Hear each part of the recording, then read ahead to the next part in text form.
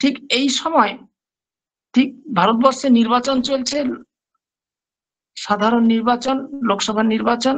শ্রী ঠাকুরের দৃষ্টিতে রাজনীতি কি রকম হওয়া উচিত সেই সম্পর্কে আমি, তার বিশাল ব্যাপার বলা সম্ভব নয় এই 15-20 মিনিটে, তাই মূল মূল কিছু জিনিস ছুঁয়ে যাব। রাজনীতি কেমন ভাবে করা উচিত বা রাজনীতি আমাদের কাছে কেমন ভাবে হওয়া উচিত। রাজনীতির মূল কথাই হলো শাশ্বত নীতির প্রচার আর সঞ্চারণ, মানুষের অভাব অভিযোগ পরিপূরণ করা, তাদের চলাফেরার সুযোগ সুবিধার ব্যবস্থা করা, জীবনের নিরাপত্তার ব্যবস্থা করা এবং সর্বোপরি মানুষের বেঁচে থাকা ও বেড়ে উঠবার দরুন চাকরি বাকরি, কাজ কারবার, অধ্যয়ন অধ্যাপনা ইত্যাদি বহুবিধ আমরা যে কাজের সংস্থান করি এবং মানুষগুলোকে পোষণদীপ্ত করে তোলাই হচ্ছে রাজনীতির একটা মস্ত বড় কাজ। শ্রী ঠাকুর বললেন, তিনটে জিনিসের ওপর রাজনীতির ভিত সুপ্রতিষ্ঠিত, তা হলো পূরণ, পোষণ আর রক্ষণ। ইংরেজি পলিটিক্স কথাটার সাথে সংস্কৃত প্রি ধাতুর একটা সাদৃশ্য আছে। এই প্রি ধাতুর মানেও পূরণ, পোষণ আর রক্ষণ। যে দেশের মানুষের মধ্যে এই তিনটে জিনিস যত শত উৎসারিত, মানে নিজে থেকে বেরিয়ে আসে, সেই দেশের রাজনীতি এবং শাসন ব্যবস্থা তত সুষ্ঠু।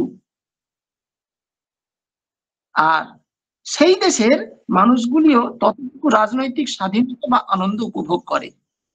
আর সেই দেশের পলিটিক্স তত উন্নত ধরনের আর তত সাবলীল। আর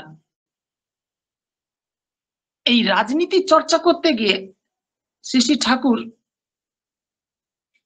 রাজনীতিক বিষয় ঢোকার আগে আমি যতটুকু জানি তিনি প্রথমে বর্ণাশ্রমের কথা বললেন। অর্থাৎ বর্ণাশ্রম আর রাজনীতিটা প্রায় একটা মুদ্রার এদিক আর ওদিক। প্রথমেই আমাদের সৎ দীক্ষায় দীক্ষিত হতে হবে, বর্ণাশ্রমের প্রথম গোড়ার কথা। তারপর বিবাহ, সুবিবাহ, তারপর হচ্ছে জীবিকা, অর্থাৎ দীক্ষা, শিক্ষা আর বিবাহ। আমাদের ঠিক ঠিক মতন দীক্ষা নিতে হবে, যুগ পুরুষোত্তমের চরণে আনত হতে হবে। তারপর সেই শিক্ষায় যজন যাজন ইষ্টবৃত্তি সস্তৈনী সদাচারের শিক্ষায় আমাদের শিক্ষিত করে তুলতে হবে বা হতে হবে। আর বিবাহটা সংস্কার করতে হবে। এই বিষয়ে বিশাল ব্যাপার। মোদ্দা কথায় রাজনীতিতে আনন্দদায়ক ভাবে বিরাজ করতে গেলে আর দেশবাসীর পরিপূরণ, পরিপোষণ আর পরিরক্ষণই যদি আমরা চাই, তাহলে শ্রী ঠাকুরের কথা অনুযায়ী এককেন্দ্রিক আর ইষ্টনিষ্ঠ হয়ে চলাটাই শ্রেয়। শ্রী ঠাকুর বলছেন, সমস্যার সমাধান আপনি আসবে। 1946 সালের মে মাসে তিনি বলছিলেন, বাংলার পতনের সঙ্গে সঙ্গে ভারতেরও পতন হয়ে গেল। বাংলার পতনের আগে কিন্তু তা হতে পারেনি। বাংলাকে শক্তিশালী না করলে কিন্তু ভারতকে শক্তিমান করা খুব মুশকিল। আমি বাংলার ছেলে বলে কথা বলছি না, এর বাস্তব তাৎপর্য আছে। শ্রী ঠাকুর আরো বলছেন, সারা ভারতের, সারা জগতের মঙ্গলের জন্য বাংলাকে সুস্থ ও উন্নত ও শক্তিশালী করে তোলার বিশেষ প্রয়োজন আছে। আমার মনে হয় বাংলার সমস্যা সমাধান প্রাপ্ত হলে সারা ভারত, সারা জগতের সমস্যা সমাধান প্রাপ্ত হওয়ার পথ খুলে যায়। যারা শ্রী ঠাকুরের কাছে বলছিলেন তাদের উদ্দেশ্য করে সেই আমার কথায় দুঃখিত বা অসন্তুষ্ট হবেন না, একথা আমি সকলকে স্বার্থের দিকে চেয়ে বলছি। ঠাকুর বলছেন, কলজে বাঁচলে সব বাঁচবে। আলোচনা প্রসঙ্গের 8ম খণ্ডে তিনি বলছেন। এই কলজের ব্যাপারটা আমিও ঠিক বুঝতে পারলাম না। আমার বিশেষ শ্রদ্ধা আছেন, হয়তো তিনি জানেন। পরবর্তীকালে বিশেষ শ্রদ্ধাকে দিয়ে ওই কলেজের ব্যাপারটা একটু ব্যাখ্যা দেয়া হলেও আমাদের পক্ষে খুব লাভবান হয়।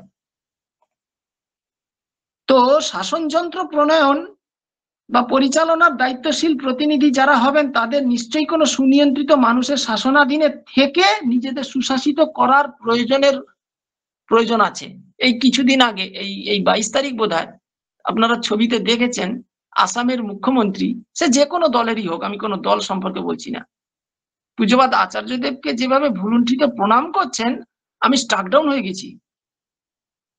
আমাদের মতন অতি নগণ্য, অতি সাধারণ, অতীব সাধারণ মানুষ, মানে আমি ব্যক্তিগতভাবে তার সেই ছবিখানা প্রায় 10 মিনিট ধরে অবলোকন করেছি আর চোখ থেকে জল ফেলেছি।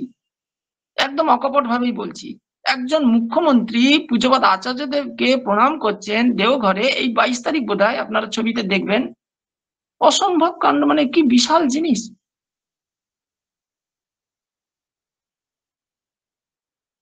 আমরা গণতন্ত্রই বলি আর একনায়তন্ত্রই বলি, সাম্যবাদী বলি বা যতবাদী বলি না কেন, সর্বপ্রথম ইষ্টতন্ত্র অর্থাৎ ইষ্ট বা আদর্শের নীতিবিধি অনুশীলন করাকে অব্যাহত করে চলতে হবে। এছাড়া বিশ্বের, রাষ্ট্রের, দেশের, জাতির আর জনের নিরবচ্ছিন্ন আর নিরন্তর শান্তির পথ আশা করা বাতুলতা মাত্র বা অসম্ভব। এই শাসন সংস্কার সম্বন্ধে শ্রী শ্রী ঠাকুর কয়েকটা বিষয়ের উপর সবিশেষ নজর দিতে বলেছিলেন। তার প্রথমটাই হচ্ছে বিবাহ আর সুপ্রজনন, যেটা আমি একটু আগে বললাম। এই বিবাহের জন্য পণ বা যৌতুক লালসার অপসারণ করতে হবে। আমাদের বর্ণাশ্রমের নীতিবিধিগুলোকে দক্ষ চক্ষুতে সুনিয়ন্ত্রিত করে ধারণ আর সংরক্ষণ করার প্রয়োজন আছে আমাদের রাজনীতির মধ্যে বা নেতাদের দরকার। বিজ্ঞানসম্মত মিলনের মধ্যে দিয়েই সুসন্তান দেশে আসতে পারে, নতবা হতে পারে না। আর যত জৈবী সংস্কৃতিওয়ালা মানুষ আসবে তত দেশের মঙ্গল।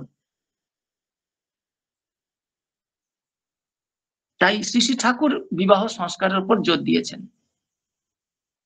আর দ্বিতীয়ত হচ্ছে কৃষিকার্যের সুব্যবস্থা করা, যাতে দেশের ফসলের প্রাচুর্য ঘটে এবং খাদ্য বিষয়ে পরমুখাপেক্ষী না হয়ে থাকতে হয় দেশকে। তার জন্য প্রয়োজন মতো পূর্ত বিভাগ, নদী সংস্কার, সেচ ও বন ব্যবস্থায় সুনিয়ন্ত্রণের মাধ্যমে কৃষিকার্যের উৎকর্ষ সাধন করা দরকার। 3 নম্বর পয়েন্টে শ্রী শ্রী ঠাকুর বলছেন, শিল্প আর কুটির শিল্পের সম্প্রসারণের জন্য শিল্পোপযোগী যন্ত্রপাতি আর শক্তি সরবরাহের সবিশেষ ব্যবস্থা করে দেশের উৎপাদন বৃদ্ধি করা দরকার আছে। আর শ্রমিকরা যাতে ধনিকের উপচয় হয় এবং ধনিকরা যাতে, মানে ধনী ব্যক্তিরা, মানে শিল্পপতিরা যাতে শ্রমিকদের সত্তা পোষণই হয়, তার প্রতি সতর্ক দৃষ্টি রাখার প্রয়োজন আছে নেতাদের। 4 নম্বর পয়েন্টে তিনি বলছেন, ব্যবসা বাণিজ্যের সুষ্ঠু পরিচালনার উপর দেশের অর্থনীতির মূল ভিত্তি নির্ভর করে। কৃষি উপচয় উৎপাদন আর বন্টন এবং প্রয়োজন মতো বিদেশ হতে দ্রব্যাদি আমদানি করতে হয়, যাতে মূল্য বাহুল্যে মানুষ পীড়িত হতে না পারে, অর্থাৎ দেশের মানুষ যাতে প্রবলেম বা সমস্যায় না পড়ে, সেটা দেশের নেতাদের লক্ষ্য রাখা দরকার। 5 নম্বর পয়েন্টে শ্রী শ্রী ঠাকুর বলছেন, শিক্ষাকে সুসংগত আর সত্তা পোষণী করে তোলা, যাতে ছাত্রদের দক্ষতা আর শক্তি কর্মঠ হয়ে ওঠে। তারপর শ্রী শ্রী ঠাকুর বললেন, দেশের গবেষণাগারগুলিকে এমনতর ঊর্ধ্বধনায় চলৎশীল রাখতে হয়, যাতে সুদূর প্রসারী পরীক্ষায় জীবন বর্ধনী সম্পদের সম্ভারে দেশ ভরপুর হয়ে ওঠে। 7 নম্বর পয়েন্ট হচ্ছে, স্বাস্থ্যই হচ্ছে পরম সম্পদ। ওষুধ, পথ্য, চিকিৎসা আর বৈদ্যের যেন কি শহর কি গ্রামাঞ্চলে কোথাও ত্রুটি না থাকে, তারা ব্যবসাদারি মনোভাব নিয়ে যাতে না চলে। এটা 7ম পয়েন্টে শ্রী শ্রী ঠাকুর বললেন। 8 নম্বর পয়েন্টে শ্রী শ্রী ঠাকুর বলছেন, শান্তিরক্ষক বিভাগ আর সৈন্য বিভাগ নিরাপত্তার জন্য যেন সুপ্রতিষ্ঠিত থাকে, তারা যেন সবসময় সজাগ দৃষ্টি রাখে দেশের নিরাপত্তার জন্য এবং আভ্যন্তরীণ নিরাপত্তার জন্য। এইগুলো দেশ নায়কদের, দেশ নেতাদের লক্ষ্য রাখা দরকার। নবম হচ্ছে গুপ্তচর বিভাগ যেন ক্ষিপ্র, দক্ষ, নিপুণ, বিশ্বস্ত ও তৎপর হয়ে ওঠে দেশ রক্ষার কাজে। তাদের উপস্থিত বুদ্ধি, বাক্যবিন্যাস যেন বাস্তবকে প্রমাণ করে দেয়, তা যেন কখনো অপকৃষ্ট আর ধারণা দুষ্ট না হয়, এবং অন্যায়ভাবে অযথা যেন কেউ যেন তাদের দ্বারা আক্রান্ত বা বিমর্দিত না হতে পারে, সেদিকেও একজন নেতাকে লক্ষ্য রাখতে হয়। আর তার সাথে সন্ধানী বিভাগ মানে গোয়েন্দা বিভাগ প্রয়োজন আছে, যাতে রাষ্ট্রের বিপদ আপদকে নিরাকরণ করা যেতে পারে। 10 নম্বর পয়েন্টে শ্রী ঠাকুর বলছেন বা তার ইচ্ছা, বিচারালয়ের বিচারক যেন বিচার ও সুশাসন তৎপর হয়ে ওঠেন, যাতে তারা জনগণের প্রকৃত আস্থা ভাজন হয়ে উঠতে পারেন। তারা যেন বিকৃত চলনে রাজনীতির ছায়ায় অবদলিত না হতে পারেন। 11 নম্বর পয়েন্টে শ্রী ঠাকুর বলছেন, কর্মচারী নিয়োগের ব্যাপারে মাতৃকুল আর পিতৃকুলে যাতে কোনো বিক্ষেপ, অশ্রেয় বা অবৈধ কিছু না থাকে, তাই তার প্রথম দর্শনীয়, এবং সেটা লক্ষ্য রেখে বিশ্ববিদ্যালয়ের উপাধি যেন একমাত্র বিচার না হয়, তাদের জৈবিক সংস্কৃতিটা দেখে নিতে বলছেন শ্রী ঠাকুর। তাদের স্বাস্থ্য, মনোবল, বোধিদক্ষতা, উপস্থিত বুদ্ধি, কর্মপ্রবণতা ইত্যাদি নিরপরক হয়ে উপযুক্ত প্রার্থীদের বৈশিষ্ট্যানুগভাবে যে যেখানে উপযুক্ত তাকে সেখানে নিয়োগ করা সমীচীন। মানে যে চাকরির ব্যাপারে, এই যে এখন চাকরি নিয়ে যে প্রবলেম চলছে আমাদের পশ্চিমবঙ্গে, সেই বিষয়ে তিনি কতদিন আগে বলে দিয়ে গেলেন। 12 নম্বর পয়েন্টে তিনি বলছেন বা তার ইচ্ছা, স্বরাষ্ট্র আর বৈদেশিক দপ্তরের মাধ্যমে বৈদেশিক বান্ধবতা যেন অচ্ছেদ্য থাকে, কোন প্রকার কূটকৌশল যেন ওই বান্ধবতাকে ছিন্ন করতে না পারে। অর্থাৎ প্রতিবেশী রাষ্ট্রের সঙ্গে নিজের দেশের যেন বন্ধুর সম্পর্ক থাকে। 13 নম্বর পয়েন্টে তিনি বলছেন, রাষ্ট্রদূত যেন রাষ্ট্র সত্তার পরম বান্ধব হয়, তিনি সৎ বংশজ যেন হন, বিদ্বান ব্যক্তি যেন হন, নীতিজ্ঞ যেন হন, মিষ্টভাষী যেন হন, কৌটিল্যের মতন বুদ্ধিদীপ্ত আচরণ সংবলিত মানুষ যেন হন, অভিজ্ঞ যেন হন, ইঙ্গিতজ্ঞ যেন হন, তার মানে তার চোখ মুখ কান যেন খোলা থাকে, ইঙ্গিতজ্ঞ, আর শ্রেয়ার্থ পরায়ণ যেন হন, অর্থাৎ দীক্ষিত মানুষ শ্রী ঠাকুরের আদর্শে যেন বিনায়িত হয়ে চলেন, সেই রকম মানুষকে তিনি রাষ্ট্রদূত করতে চাইছেন। আর দৌত্যের ব্যাপারে তার প্রখর উপস্থিত বুদ্ধি যেন থাকে। শ্রী ঠাকুরের ইচ্ছাগুলো দেখুন শুধু। 14তম পয়েন্টে তিনি বলছেন, প্রচার প্রাচুর্য যাতে দেশের আদর্শ, কৃষ্টি ও ধর্মের জীবনধর্মী মূল সূত্রগুলিকে এমন ভাবে সঞ্চারিত করে তোলে যাতে ব্যষ্টি ও সমষ্টি একাত্মানুধায়ী হয়ে ওঠে এবং সংহতি সূত্রে আবদ্ধ হয়। এই সংহতির কথা আমি একটু পরে বলবো। 15 নম্বর পয়েন্টে তিনি বলছেন, শাসন সংস্থা নিজে যেন তার প্রত্যেকটা মানুষকে দেখাশোনা করেন। তাছাড়া নগর, গ্রাম, মানুষের অর্থাৎ প্রজার সুখ দুঃখের অভাব অভিযোগের তথ্য সংগ্রহ করে তার নিরাকরণ করা, আলোচনা করে সাহায্য দানের ব্যবস্থা করা, যাতে জনসাধারণ অনুভব করতে পারেন যে শাসন ব্যবস্থা তাদের কাছে কতখানি আত্মীয় সমভাবাপন্ন। ইন্টারেস্টিং জিনিস। এই প্রসঙ্গে আমি বলতে চাই, একবার ভগবান শ্রী রামচন্দ্রের আমলে এক ব্রাহ্মণ, তার সন্তানের অকাল মৃত্যু হয়ে গেছে। তিনি সরাসরি রাজসভায় গিয়ে ভগবান রামচন্দ্রের কাছে প্রশ্ন করছেন, কৈফিয়ত তলব করছেন, কেমন বান্ধব, মানে কতটা ফ্রি। শাসন ব্যবস্থার কাছে কেউ ছোট বড় নয়। তিনি প্রশ্ন করছেন সেই ব্রাহ্মণ, কেন তোমার রাজ্যে অকাল মৃত্যু হলো আমার সন্তানের? সমাজ ব্যবস্থা, রাষ্ট্র ব্যবস্থা, সভ্যতা কোন স্তরে গিয়ে দাঁড়ালে একজন ব্যক্তি এতখানি অধিকার আর ন্যায় বিচারের দাবি নিয়ে বুক ফুলিয়ে দাঁড়িয়ে বলতে পারে? ভেবে দেখুন। শ্রী শ্রী ঠাকুর এইরকম শাসন ব্যবস্থা চাইছেন। সেই সময় তাকে পাগল বলে রঘুতিলকর রামচন্দ্র উড়িয়ে দেননি। তিনি তার পাত্র মিত্র সভাসদ সশ্রদ্ধ আগ্রহে অভিযোগ নীরবে কান পেতে শুনেছেন এবং পরে কারণ অনুসন্ধান করে তার প্রতিকারের জন্য নিজে থেকে সচেষ্ট হয়েছেন। শ্রী শ্রী ঠাকুর সেই ট্র্যাডিশন, সেই রকম নেতা, সেই রকম মন্ত্রী, অভিপ্রায় নিয়ে তিনি তাকিয়েছিলেন। তার ইচ্ছা ছিল সেই রকম যেন শাসন ব্যবস্থার নেতাগিরিরা হয়। 16 নম্বর পয়েন্টে বলছেন কর ধার্য নিয়ে। শ্রী শ্রী ঠাকুর বললেন যে সরকারের কর ধার্য মানে ট্যাক্স যেন মানুষের করকেই আলিঙ্গন করে থাকে। রাজকোষকে উচ্ছল করে তুলতে চেষ্টা করতে হবে সমবেত সানুকম্পী পরিচর্যায়। এবং তিনি আরো গভীর অন্তর্দৃষ্টি নিয়ে বললেন ওই রাজকোষের 1/10 গণনিরাপত্তার জন্য ব্যয় করা যেতে পারে, আর বাকি অংশ গণসত্তার পোষণ ও বর্ধনের জন্য নিষ্পন্ন করার চেষ্টা করতে হবে। 17 নম্বর পয়েন্টে বলছেন অনটনের অপনোদন দেশকে প্রাচুর্য উদ্বিগ্ন করে তুলতে পারে, যেন অনটন যেন দেশের মধ্যে না হয়, সমস্যা যেন না হয়। 18 নম্বর পয়েন্টে বলছেন অবিশ্বস্ততা আর অকৃতজ্ঞতাকে নিরোধ করাই চাই। অর্থাৎ দণ্ড যেখানে অপরিহার্য হয়ে ওঠে সেখানে দণ্ডকে ত্যাগ না করাই ভালো। অবৈধ যা, অসৎ যা, অন্যায় যা, তা যেন জনসাধারণকে ভীত ও ত্রস্ত করে রাখে।